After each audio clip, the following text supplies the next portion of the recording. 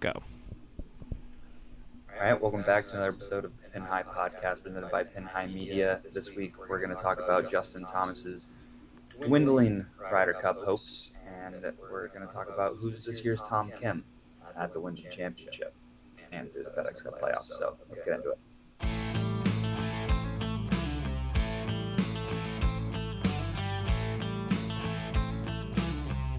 This is Jordan Spieth here, and this is the Pin High Podcast. All right, let's get inside the ropes to start the week. You'll notice how in the intro I did not mention the 3M Open, and that's because that's kind of the time of the year we're in. We're in that little spurt in between the end of the majors and the beginning of the FedEx Cup Playoffs and the Ryder Cup / President's Cup season. And the 3M Open just doesn't really produce any headlines unless a star comes out and makes one. But, I mean, we kind of just got like a absolutely dominant performance by Lee Hodges, which, I mean, no one really cares about, but also in that same sense, it was pretty impressive what he did. Yeah, hats off to Lee Hodges. I mean, who had that on their bingo card? Lee Hodges just goes full Tiger Woods and goes basically end to end at the 3M. Yeah. I don't think anyone saw that coming. I feel like, your favorites, Tony Finau played pretty well at T7. I think we mentioned Keith Mitchell a couple weeks ago when we were trying to make a pick. So, yeah, there was some guys there, but Lee Hodges kind of just ran away with it, and it was a little boring. Yeah, I mean, the cut ended up at what, 4 under? Yeah, or 3 under was cut. Yeah, so 4 under was the line. Yeah, it just, I don't know, it wasn't really the most exciting tournament. And I actually do like TPC Twin Cities. It's not a terrible golf course, but I was going to say, Lee Hodges pulled a Brian Harmon. Basically, yeah. He dominated the field. It was the 5th most dominant performance of a winner this year, which now you're like, oh, well, it's 5th. It's like, well, yeah, but it's Lee Hodges. There also just wasn't a lot of firepower in this tournament. Obviously, I mentioned Tony Finau.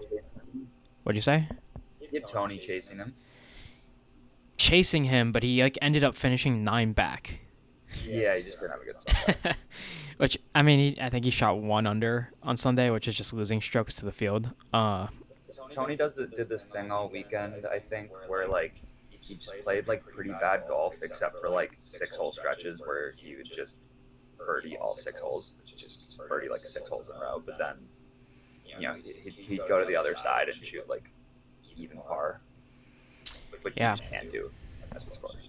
You can't. I mean, you basically have to be at least 3 or 4 under to contend every day, and I mean, Lee Hodges basically did that on the last 2 days of the tournament. So yeah, I don't know. It could be an interesting tournament, but this year just didn't really have it. Yeah, agreed. Moving on to some storylines that come out of the tournament that have nothing to do with Lee Hodges. I mentioned in the intro that Justin Thomas, his Ryder Cup hopes are dwindling. I mean, he missed the cut this week. While he didn't play awful golf, he was 3 under. He needs a T17, I believe, this week to even make it into the FedEx Cup Playoffs. Which is wild. And when you talk about a guy that just won it, 2020? No, 19? 17. What? This tournament or the FedEx Cup? No, the FedEx Cup. Yeah, I mean, he won the PGA last year. if we're going even just to last year, he won a major. I'm talking about a whole season's worth of events.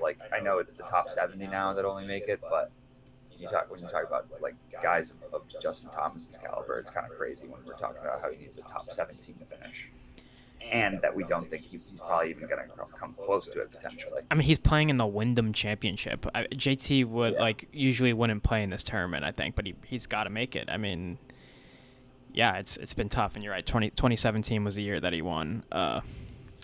Pretty good year for him. But yeah, I don't really know. He comes out here and he could shoot an 80 or he could shoot a 67. It's just he kind of has both on sides. Thursday and Friday. Yeah. So I really don't know what to expect. I think a lot of people might actually pick him to win this week just because he's the name there, and you got to think, okay, JT's got to play well one of these weeks, right? But I don't know.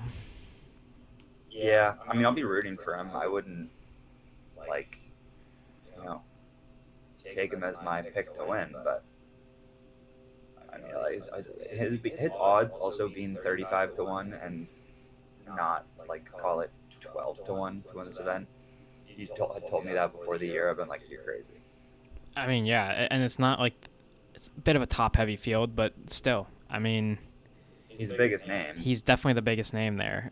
Him and Hideki, basically. Yeah, I'm interested to see how he plays this week because the pressure is on. I mean, the pressure has been on, and when it's been on in the majors, he finally got another one last year, but he hadn't had the best go in the majors leading up to that. Like, while Max Homa hasn't been having JT struggles by any form of the imagination, he did kind of have like a similar return back to form where he had an event where he didn't play bad, but he missed the cut. Kind of like, same thing at the Open Championship. He had a bad day and then followed it up with a really good day. So, like, you talk about his last 3 rounds of golf, of competitive golf, like, he hasn't played that bad. So it would surprise me if he didn't. I wouldn't say it would surprise me, but I would say he makes the cut here at the very least. I would hope so, yeah. Just no 80s. I mean, I really don't think he's, like, yes, he's been playing really bad, but I don't think he's that far off. I just think he needs to put 4 rounds together. Yeah, I just don't know if he's ready to win a tournament right now with his game, even if it's the Wyndham Championship, but that's not what he needs. So, No, he just needs T17, like you said. Yeah, but Then you get going. Looking ahead beyond the FedEx Cup playoffs, I mean, I think he needs to finish inside the top 17 this week and, like, honestly somehow pull a 3-week stretch out of his ass and finish in the top 5 of the Tour Championship to have any consideration.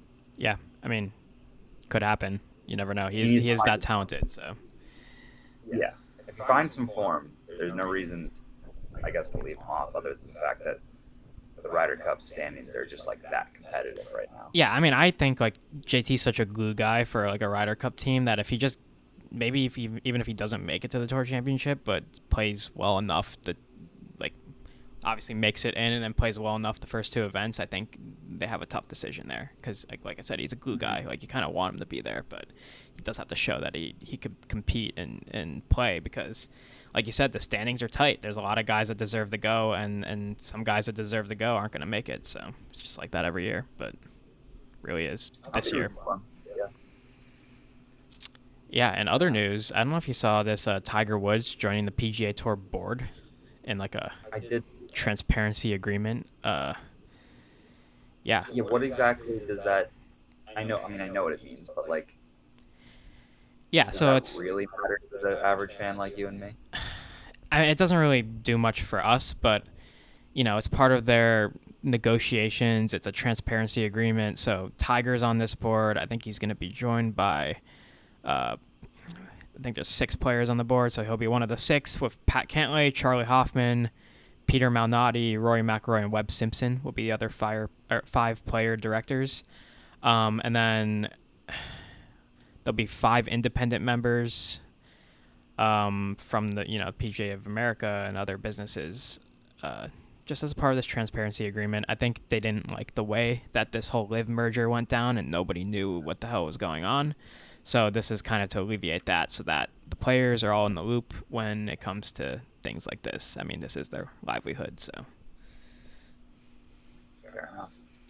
I mean, I guess it'll be nice to have another, leader in that room, because we know Jay Monahan might not be the guy. Yeah, I mean, we'll see where it goes, but I think that is a good thing that, you have some players in the room now, and Tiger is the one that most players are going to listen to. So if Tiger's not with it, then all the other players probably won't be with it. So good to have. Yeah. I was seeing, completely off topic, but I was seeing, I think it was Lee Hodges his warm-up routine this week. And then Michael Kim, who's just a great Twitter follow if you're on golf Twitter, was talking about how like all of these guys in like that age range have the same exact warm-up as each other because they all just have Tiger's warm-up. Yeah, everybody copies Tiger basically, and it like finishes off with a driver and then like 2 9-irons or something. Literally, yeah. I'm pretty sure. What is it? He hits like 2 shot, or is it 1 shot with every club, and then driver, and then a couple 9-irons. Yeah, I think so. Something like that. Crazy routine. I should start doing it. It'll make me play better, maybe. Well, we don't have a range. I was gonna say hitting the range before a round is a magical experience. It's rarity. Yes. Belong to a place that, I mean, we have one, but like. Not really. I mean, it's amazing what it could do for you on the first hole. Yeah, it is nuts. But, you know, I feel like that hole's, at least the first hole, there's no OB. Yeah. Also, kind of going back to the 3M for a second, did you see JT Poston on the last hole? I think he made like an 8. Yeah. He went for the green and just like completely went in the water. For it because he wanted to win. Apparently that cost him $260,000. Yeah, and his response was, I don't care. Like basically, I don't care. I was going for it. You have to go for it. I would have gone for it 10 times out of 10 in that same situation. I think he still wasn't going to win. He got short. Yeah, it's like me on 17 at Silvermine every time I go for it. Yeah, it's crazy because every time it's like never that far of a shot in when you have a chance to go for it. And it always lands a little bit short or a little long. And then you just, it's very hard green to stick, but nobody knows about Silvermine, so we don't have to talk about that. Well, actually, at this point, if you still listen to this podcast, you probably do know about Silvermine, or there are a couple Silvermine people that I think tune in. So shout out. The AWLs from Silvermine Golf Club. Yeah, shout out them. Yeah. Anyway, any more Ryder Cup talk we wanna discuss? Let's save that for the next few weeks. I feel like we need to make a pick here for our Wyndham Championship one and done. So, who'd you mention earlier again? I don't know. I was throwing names out there, but I mentioned Denny as the chalk. I just think Denny sets up well this week. Yeah. We can't do that. But I don't think we could do that. Yeah, we can't afford to do. Like, even if he wins, it wouldn't do anything for us. Yeah, agreed. I forget the other ones. So Garrick Higo is on pretty good form recently. So, I kind of have him as the form guy. He's like putting, right? Yeah. Kind of like a putting contest. This is one of those drive, chip, and putt contests.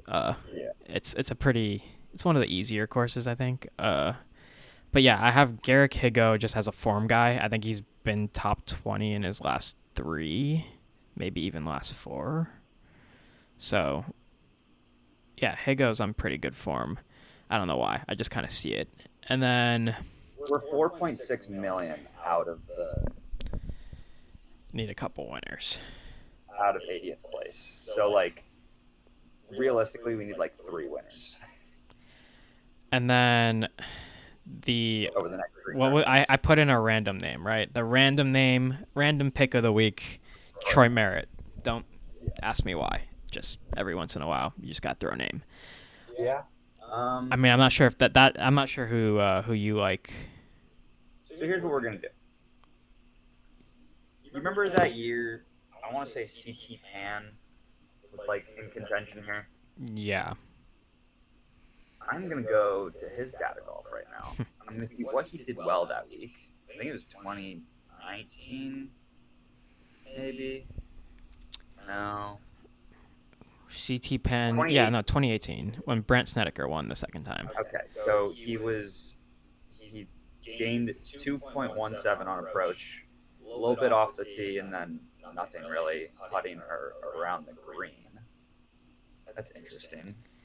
I mean, outside of Jim Herman winning in 2020, like, you had some names win this tournament. Run down the list. Tom Kim, Kevin Kisner, Jim Herman. You had JT Poston, who has a couple wins. Brant Snedeker's won this one twice. Henrik Stenson, Siwoo Kim, Davis Love III. Camilo Villegas was a bit of Those are some short players. Yeah, Patrick Reed, Sergio Garcia, Webb Simpson. So you've had Sergio Garcia is the only guy there that's like super long. super long. I mean, it's good iron play, and it's making putts during the week of the tournament. The final score last year was 20 under, and it usually hovers around 20, 17 to 21. So. Okay, so let's say probably a lot of guys from the 3M Open last week will be here. Yes, I think so, yes. So let's go to the 3M Open last week and see who was gaining strokes. Yeah, especially approach and putting. Why is that a golf thing different right now? I clicked on the tournaments, not showing stats. Hold up, I'll try to find it. No, we don't have them yet. What was last week?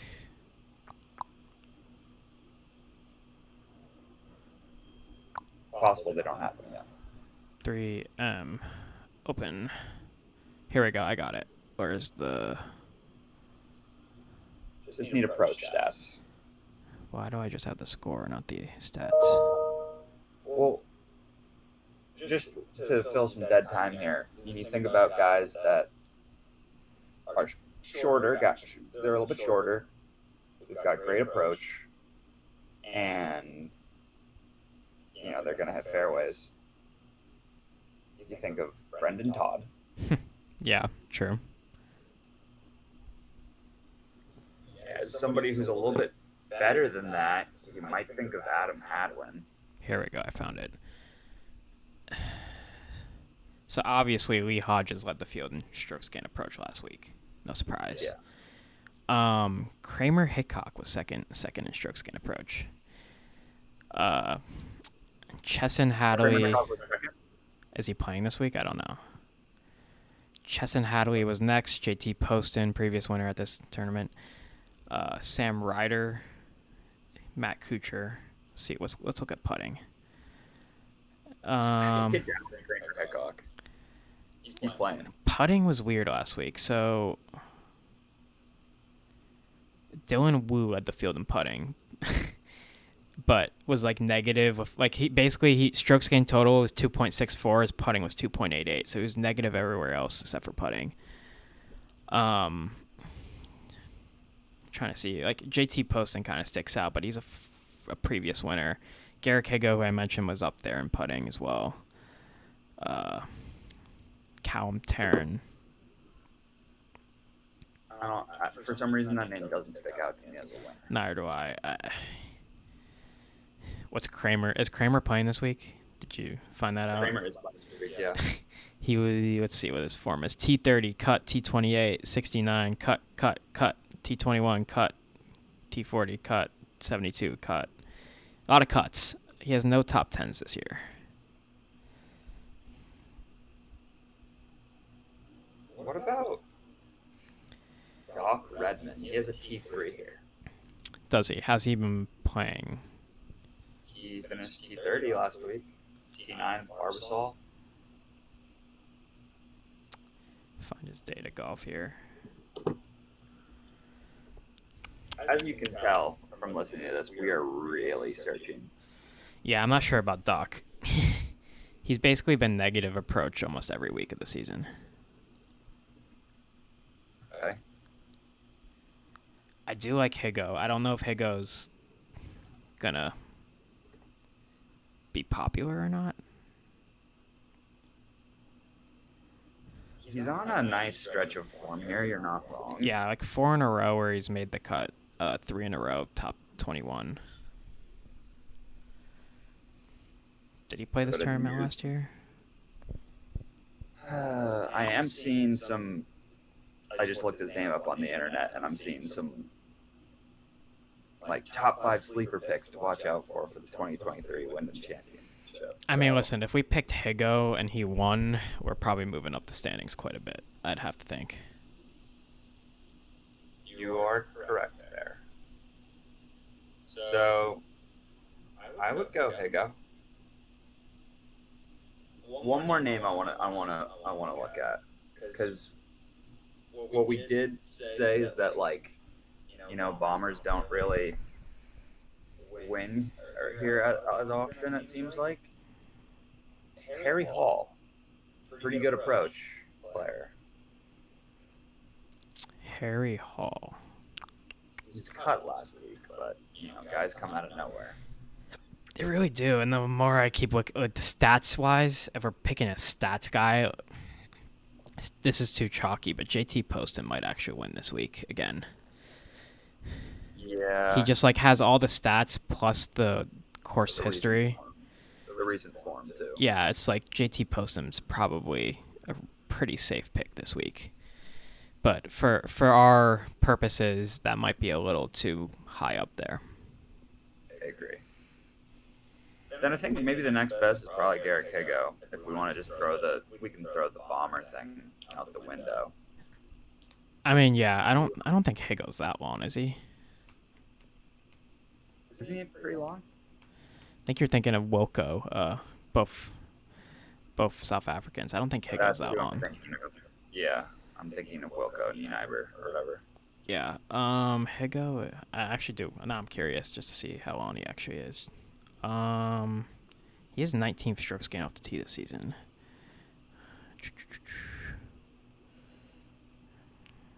You know what? He's in good form. Might as well down. stab it, right? Yeah, I don't think any more people will pick him than Kramer. But if Kramer wins, that'll hurt. Longer than I thought he was. He's 33rd in driving distance. Not bad. Can never be a never a bad thing. Yeah. I mean, looking at the odds right now, like, where the hell is Higo on the odds? Like, he's down there, plus 9,000. So he's not really. Yeah. Not bad. Yeah, him and Akshay are, like, down there. And yeah, I'm with it. A lot of the guys at the top will be going pretty safe with, like, jockey JT Poston picks today. Yeah, JT Poston, like, is definitely somebody that everybody has left, and this is a good week to pick him. So, just we don't have that. I will say, if JT Poston plays well this week and he's in the FedEx Cup playoffs, like, he's actually a good pick for one of those events. Because nobody will pick that. Yeah, but that's a later problem. I'm assuming a lot of people are going to get desperate this week, though. I think so too. All right, we can move on from that. Okay, that was a good brainstorm session. A little war room there to pick Garrett Higo. Yeah, hell yeah. Hey, he's a PGA Tour winner. Done it before. Yes, sir. How's your golf game? My golf game is actually pretty good right now. I have kind of, like, fixed the hook, knock on wood. If anything, it's just kind of a push now that goes pretty dead straight if it's a push, but it's like fine to work with. Yeah, it feels good. That's good. I've been playing pretty well, and then last week I feel like I played very bad, but still shot like an 86. Like, it's not that bad. I just couldn't. My putting was not very good for some reason last week. Putting and chipping was a little weird, which has been pretty good most of the year, especially chipping. But yeah, I'm about to head out to the course in a little bit. See how that goes. Yeah, I gotta finish my round. Play holes 10 through 13. Yeah, see what you actually shot. One under and break 80. Would you count that? Sure, why not? I mean, like, I played all the holes but 10 through 13. If I go back there and do 1 under on 10 through 13. If anything, it's harder. Like, you're not in, like, the groove of that round. Yeah. So I'd count that. Why not? We'll see. The thing is, I think I'm gonna play another round before that potentially. So. Yeah, I'm probably gonna play this weekend a little bit.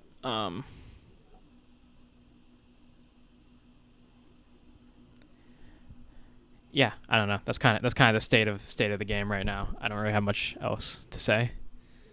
Last thing before we get out of here, I think next year, or the next year or two, I would like to try to play in the club championship. Well, match play. Because There's like middle flights. I really think that, like, if my game is, like, in a good place, it's pretty good for what my handicap is. Yeah, it's just avoiding the big number on any hole. Like, you could just have a mess of a hole. And Match? No? oh, you're right. It is match play. Yeah, it's true. I think it's match And play. I just fun. Also, like, there can't be anybody that's, like, that good out there. Yeah, that's what I'm thinking. There probably is a couple people that are pretty good, but there's different flights. There's the low flight, the middle flight, and the high flight. Like, you could play in the middle flight and probably compete. Do you like win your flight and that's like winning the club championship? I think so. Or does it go to like something that's not? I'm not really sure how it works, but I think like the club championship winners are like the one who win the lowest flight, like obviously. Okay, but enough. like if you win the middle flight, you still win. Like you're the mid handicap champion, you're the mid am of the club. Okay. At least you be a good mid. Yeah, exactly. Maybe next year we'll give it a try. I mean, like, and if I end up like not playing a ton of golf before it, then I end up not playing a ton of golf before it. We're gonna give it a try, and we're gonna match up against each other. That'd be hilarious. That would kind of suck. It's like we get to play each other all the time. I know. Except we don't really do that many matches anymore. No, well, yeah. Maybe we'll play a match if you're around this weekend. Yeah. We need to get out sometime to like another course, maybe this month. Yeah, I'm down. I'm playing Quaker in the middle of August, so Oh. gotta get ready for that. But That's gonna be nice. yeah, I I feel like you're ready for that. did not have the driver the last round, so I just need to get a couple confident drivers. Hopefully today, tomorrow, or whenever I go out. Yeah, and you'll develop it throughout the round. Yeah, I might today. So today we're gonna go out to the 9-hole course, and then I might hit the range over there for a little bit, depending on what time it is, and then play the rest. But we'll see. All right. I think that about does it for this episode, but I think we'll have a nice little rejuvenated energy for the FedEx Cup playoffs, and maybe Trevor will be back. Yeah, maybe not. I don't know. He's We'll busy see. guy. Yeah. But yeah, we'll be back for the FedEx St. Jude.